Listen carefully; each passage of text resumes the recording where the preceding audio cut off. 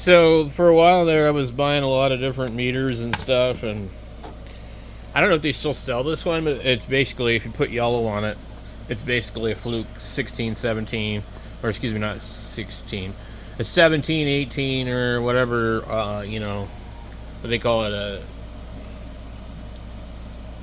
thsinde, or I don't know how you would thsinde, thsinde. Anyway, they make a couple different ones, and there was a really nice 20,000 count one. I forget what this is, like 6,000 count, but it is really very similar to fluke. It's got a nice backlight on it. Very nice. They have another one that reads temperature. This one doesn't read temperature. So you get AC voltage and millivolts, and you have your own meter, and if you can set it for continuity or diode check, and capacitance, which I've never used it for really. And then you have your duty cycle and your frequency and amperage, which I've never bothered to use, milliamps, microamps, and a no contact deal here, which I don't recall ever really trying, but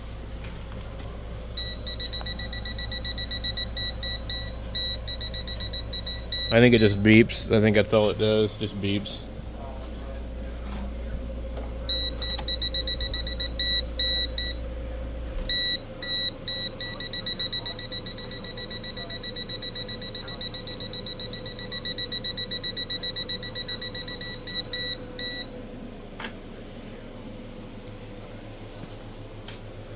So, anyway, it's one of my favorite meters, and they were about $18. And I was reminded of what a great a great meter it was, because I pulled out this other one out of the box, and I'm like, oh, this thing sucks. Well, it's not that bad, but it's not as good. So here's another meter that they have. First of all, I'm really big on small, hard to read screens and small ham radios or anything like that. But this one is nice, and it is supposedly true RMS, and I believe 6,000 count. Let's see if it says here. Yeah, 6,000. 6,000 is like the bare minimum of what it would do. You get voltage, AC voltage.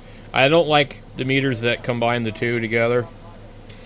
For example, if I'm looking at an alternator and I read the AC ripple on it, if I have an automatic meter, it's going to pretty much read the DC, and it will rule out the AC ripple.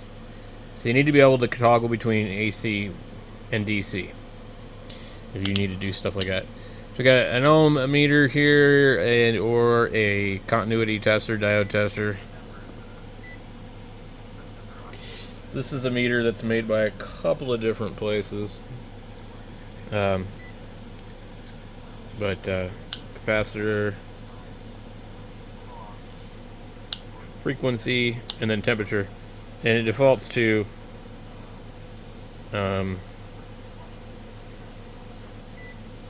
centigrade, but it's basically letting you know that's the temperature without the probe.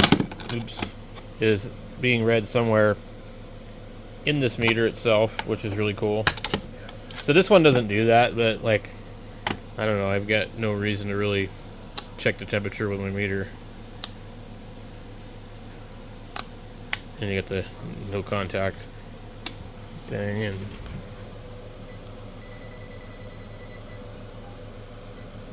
probably a little less sensitive. Definitely. Well, I wouldn't trust this thing.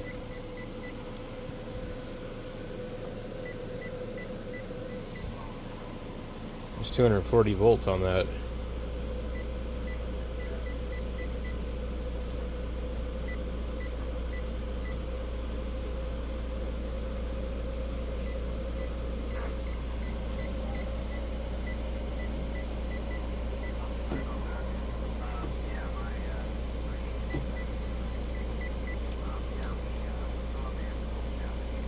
Yeah, that don't work real good, does it? Anyway, this is the meter you want to buy. The other one, I mean, if you can get this other one for like, $10, then maybe, but it's not as accurate.